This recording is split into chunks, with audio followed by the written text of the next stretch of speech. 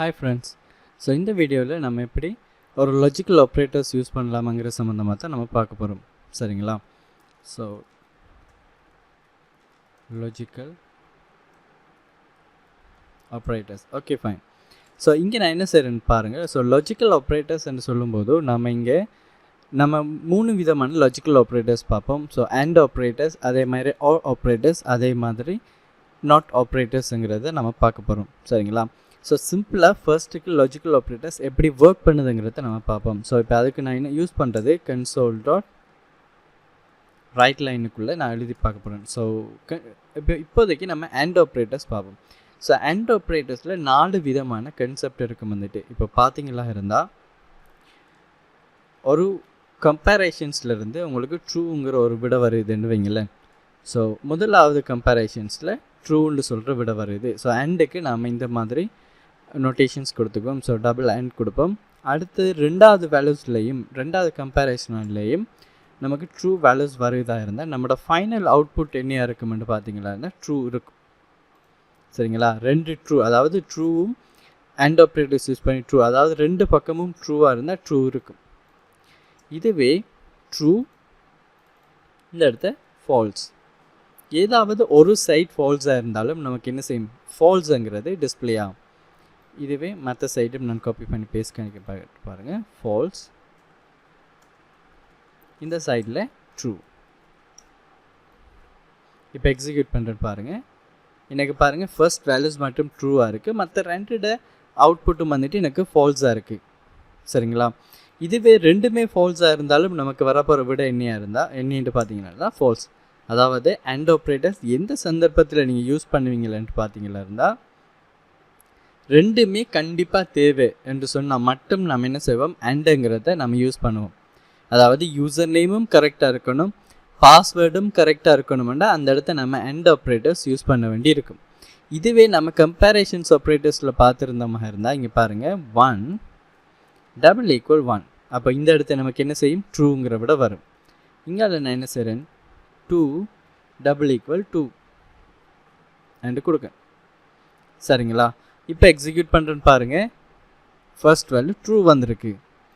இதுவே நான் இந்த இடத்த ட்ரூ இப்படியே இருக்குது, இது நம்ம ட்ரூ வேல்யூஸே கொடுப்போம். இந்த இடத்த நான் என்ன செய்கிறேன், ஒரு ஃபால்ஸுக்கு வேல்யூஸ் ஒன்று கொடுக்கன்னு பாருங்கள். ஸோ இந்த இடத்த 2ன்னு சொல்லி கொடுக்கேன். இந்த சந்தர்ப்பத்தில் என்ன செய்யும், இந்த கம்பேரிஷன்ஸில் எனக்கு ட்ரூங்கிற விட வரும், இந்த கம்பேரிஷன்ஸில் எனக்கு ஃபால்ஸுங்கிற விட டிஸ்பிளே ஆகும். ஸோ இப்போ எக்ஸிக்யூட் பண்ணிக்கிட்டவா எனக்கு ரெண்டாவது விட ஃபால்ஸ் தான் வந்திருக்கு. அப்போ கரெக்ட். ஸோ அடுத்து என்ன செய்கிறேன், ட்ரூ வேல்யூஸை இங்கால கொண்டு வந்து போடுறேன்.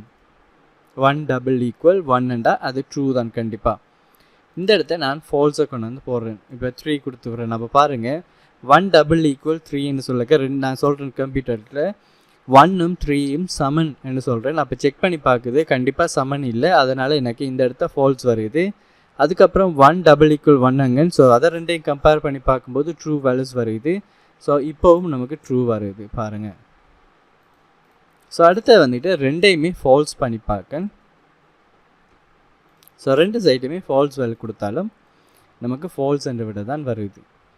ஸோ இதுதான் பார்த்தீங்களா இருந்தால் ஒரு கம்பேரிஷன்ஸ் ஆப்ரேட்டர்ஸில் அண்ட் ஆப்ரேட்டர்ஸில் நோக்கம். ஸோ 2 சைடுமே ட்ரூவாக இருந்தால் மட்டும்தான் அது அக்செப்ட் பண்ணிக்கும். ஓகே. ஸோ இப்போ நான் அடுத்ததாக பார்க்க போகிறது என்னன்னு பார்த்தீங்களா இருந்தால் ஓ ஆப்ரேட்டர்ஸ். சரிங்களா? ஸோ இப்போ ஓ ஆப்ரேட்டர்ஸ் எப்போல்லாம் ட்ரூ வருமுங்கிறத பார்ப்போம். Console dot right line. So இதுக்குள்ளே நான் என்ன செய்கிறேன்னு பாருங்கள், ட்ரூ ஓ ஆப்ரேட்டர்ஸுக்குரிய நோட்டேஷன் கொடுத்துட்டு திருப்பியும் ட்ரூ கொடுக்கணும். பாருங்கள் 2 தானமும் ட்ரூவாக இருந்தாலும் அது ஒர்க் பண்ணும். ட்ரூ தான் நான் இங்கே வெளியில் கொண்டு வரேன், ட்ரூ தான் அவுட்புட்டாக இருக்கும். 2ல் ஏதாவது ஒன்று ட்ரூவாக இருந்தாலும் ட்ரூ ரிட்டர்ன் பண்ணி தரும். 2ல் இப்போ இங்கே சைட் அதாவது லெஃப்ட் சைட் ட்ரூ ஆகும், ஃபால்ஸ் ஆகும். ரைட் சைட் ட்ரூவாக இருந்தாலும் ட்ரூவை தான் ரிட்டர்ன் பண்ணும். எந்த சந்தர்ப்பத்தில் ஃபால்ஸ் ஒர்க் பண்ணுமென்னு சொன்னால் 2மே ஃபால்ஸாக இருக்கிற டைமில் மட்டும்தான் நமக்கு ஃபால்ஸுங்கிறத ரிட்டர்ன் பண்ணி கொண்டு வந்து தரும். சரிங்களா?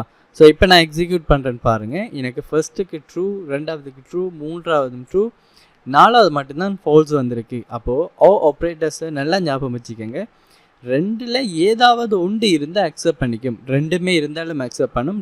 ரெண்டில் ஏதாவது ஒன்று இருந்தாலும் அக்செப்ட் பண்ணிப்போம். உதாரணமாக நம்ம ஒரு சென்டென்ஸ் நம்ம இங்கிலீஷில் பார்க்கக்கிட்டவா அதில் சொல்லுவாங்க, இப்போ நாளைக்கு நீ கிளாஸுக்கு வரும்போது உன்னோட லேப்டாப்பையும் உன்னோட நோட் புக்கையும் கொண்டுட்டு வாங்க என்று சொன்னால் அந்த இடத்த ஓ யூஸ் பண்ணியிருந்தா என்ன அர்த்தம்?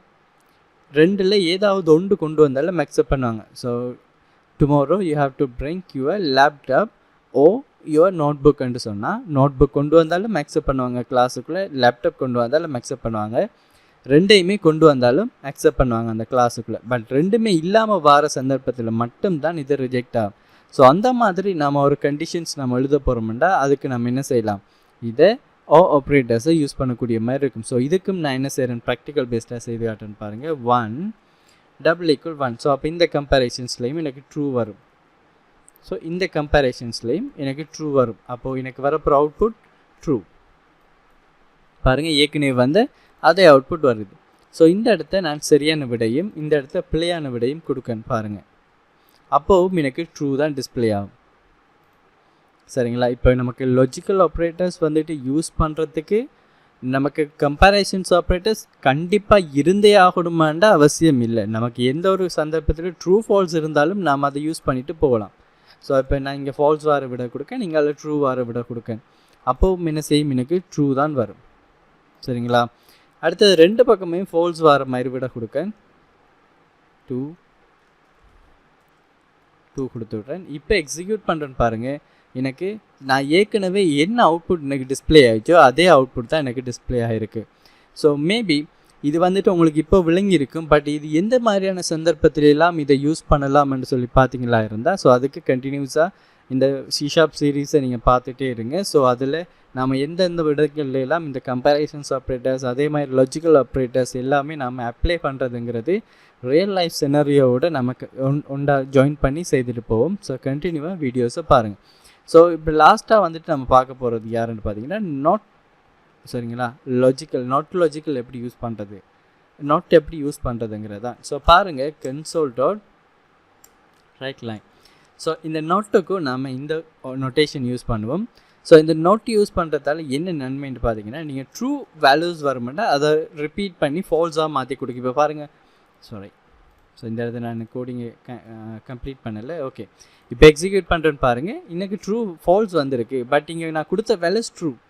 முன்னுக்கு நோட் யூஸ் பண்ணதால் இப்போ நான் இந்த நோட் இல்லாட்டி என்ன செய்யும், நான் இப்போ என்ன வேல்யூஸ் கொடுத்தனோ அதை விட எனக்கு டிஸ்பிளே ஆகுது. இதுவே நான் இந்த இடத்துல நோட் யூஸ் பண்ணியிருந்தேனா இருந்தால் ட்ரூ கொடுத்தா ஃபால்ஸ் வரும்.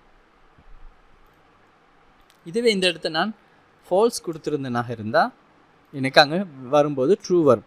ஸோ நமக்கு என்ன அவுட்புட் வருதோ அந்த அவுட்புட்டை ஸ்விட்ச் பண்ணுறதுக்கு இது ரொம்பவே ஹெல்ப்ஃபுல்லாக இருக்கும். ஸோ இதையும் நம்ம எப்படி அப்ளை பண்ணுறதுங்கிறது கண்டினியூஸாக வர வீடியோவில் பார்ப்போம் வந்துக்கிட்டு. ஸோ தேங்க்யூ ஃபார் வாட்சிங்.